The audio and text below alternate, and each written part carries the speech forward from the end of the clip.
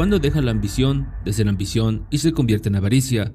Porque querer más no siempre parece algo malo. Quieres más dinero para vivir mejor, más poder para sentirte más seguro, más control para evitar perder lo que tienes.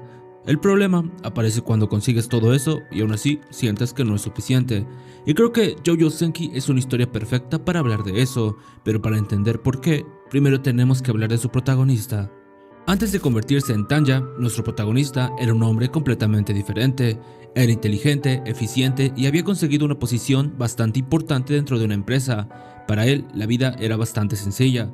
Si eres bueno en lo que haces, obtienes resultados. Y si tomas decisiones lógicas, puedes mantener el control de tu vida.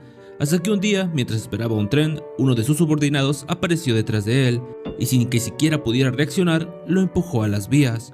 Él murió. Pero ese no fue el final, porque justo antes de su muerte el tiempo se detuvo y frente a él apareció una existencia que decía ser Dios. Pero nuestro protagonista no aceptó sus palabras. Para él aquello no era Dios, sino simplemente una existencia que intentaba imponerle su voluntad. A esa existencia decidió llamarla X, y su actitud provocó que X decidiera castigarlo. Si se negaba a reconocer la existencia de Dios, entonces tendría que enfrentarse a un mundo donde su propia lógica ya no sería suficiente, un mundo donde la razón por sí sola no podría protegerlo. X lo reencarnaría en un mundo consumido por la guerra. Allí nacería como una niña, con los recuerdos de su vida anterior y con una única prioridad: sobrevivir.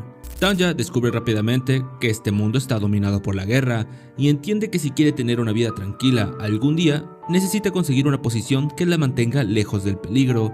Así que decide utilizar el sistema a su favor, entrar al ejército, destacar, ascender y conseguir un puesto administrativo lejos del frente. En teoría, era un plan perfecto. El problema es que Tanya era demasiado buena para pasar desapercibida. Cada vez que intentaba demostrar que era capaz, los demás descubrían que era todavía más útil de lo que pensaban.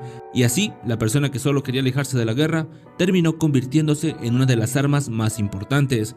Y aquí es donde creo que JoJo Senki empieza a hablar de algo mucho más interesante que la guerra, porque Tanya quería algo muy sencillo: una vida tranquila. Pero para conseguirla necesitaba poder, rango e influencia, y cuando más conseguía, más importante se volvía dentro del ejército, hasta que terminó alejándose cada vez más de aquello que realmente quería. Porque una guerra no parece comenzar por avaricia, siempre existe una razón: seguridad, justicia, territorio o supervivencia, y cuando escuchas esas razones pueden parecer completamente justificadas, pero existe un problema. Una vez que consigues lo que querías, ¿por qué detenerte? Consigues territorio, quieres más. Consigues recursos, quieres más. Consigues poder y quieres todavía más. Y poco a poco lo que comenzó como una necesidad se convierte en ambición.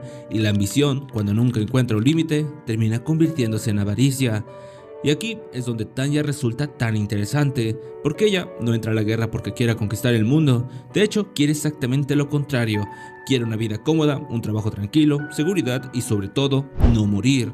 Pero para conseguir esa vida, Tanya necesita poder, y para conseguir poder necesita ascender, y para ascender tiene que demostrar que es útil, y así empieza a ganar batallas una después de otra, y cada victoria parece acercarla a su objetivo, pero ocurre algo que ella no esperaba.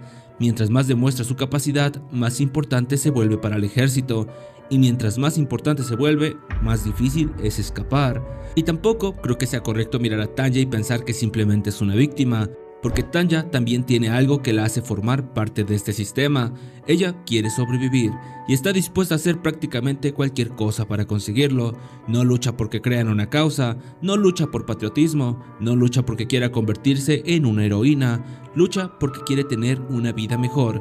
Y eso lo hace mucho más interesante, porque aunque critique las decisiones de quienes están por encima de ella, ella también toma decisiones pensando primero en su propio beneficio. Y mientras los líderes toman esas decisiones, hay personas que realmente pagan por ellas: soldados, familias, civiles, personas que probablemente nunca tuvieron nada que ver con las decisiones que iniciaron el conflicto. Y eso es algo que JoJo Senki consigue mostrar bastante bien. Desde arriba, una guerra puede verse como números, territorio, estrategia, recursos, victorias y derrotas, pero desde abajo son personas. Y cuando la ambición de unos pocos termina afectando la vida de miles, ya no importa qué tan buena haya sido la justificación inicial, el precio sigue siendo el mismo. Y quizá ese sea el verdadero problema de la avaricia, no que quieras algo, todos queremos cosas. El problema comienza cuando conseguirlo nunca es suficiente, porque entonces dejas de perseguir una meta y empiezas a perseguir la sensación de tener más. Y esa sensación no tiene un final, siempre existe alguien que tiene más que tú, un ejército más grande, un territorio más grande, más dinero, más poder o más influencia. Y mientras más sigas comparándote, siempre habrá una razón para querer algo más. Por eso creo que Jojo Senki funciona tan bien para hablar de esto, porque aunque Tanya sea el centro de la historia, el mundo que la rodea es mucho más grande que ella. Hay países, gobiernos, generales y soldados, todos intentando conseguir algo, todos creyendo que tienen una buena razón, y todos tomando decisiones que terminan provocando nuevas consecuencias. Una decisión lleva a otra, una victoria provoca otra batalla, una batalla provoca otra necesidad, y esa necesidad provoca otra guerra. Es como si nadie pudiera decir, ya tenemos suficiente. Y entonces llegamos a una pregunta que creo que la historia deja flotando. Si todos creen que están haciendo lo necesario, ¿quién es realmente el avaricioso? Y eso me hace pensar que tal vez la avaricia no siempre trata de querer demasiado. A veces se trata de tener miedo de perder lo que ya tienes, y ese miedo puede hacer que quieras más poder, más control, más seguridad, hasta que un día te das cuenta que llevas tanto tiempo intentando proteger tu futuro que olvidaste vivir el presente.